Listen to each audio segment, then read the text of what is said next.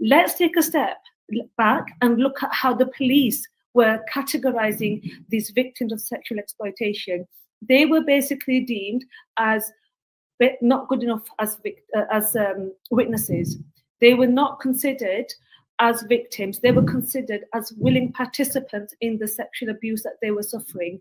Police officers refused, even when they were given evidence, video footage, names, locations, they refused to intervene because they deemed the victims, who basically were obviously young, they were from vulnerable backgrounds, they were often in care, or they were going through familial breakdowns, relationships, they were considered damaged goods, and therefore the police did not want to investigate. The CPS let the victims down because they were considered a waste of time. If we were to bring these cases forward, the victims would be judged and so on, and therefore the perpetrators would get away. There was a lot of misogyny involved, which nobody's really talking about. So it wasn't just a case of, oh, this is a very PC topic and we can't talk about this. There was also the idea that these young girls, who young as 11, young as 12, who were basically left to these monsters to abuse, were basically happy to go along with their abuse.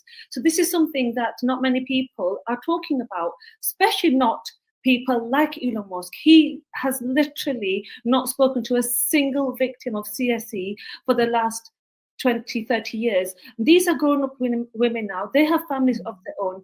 Nearly 60% of the cases that police are now dealing with, about 65%, sorry, are historical abuse cases where women have come forward to talk about the abuse that they have suffered when they were children. So there is something that's being done about it.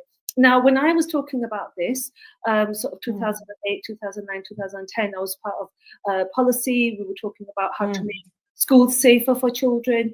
And a lot of people would say to me, oh, we're so glad that you're talking about this because you're Pakistani and you're Muslim and you're not going to be accused of being racist, but we're too scared to talk about it. And that was making me so upset, and that makes me upset to this day, because people were too scared to come forward and cared more about being deemed racist than protecting those girls.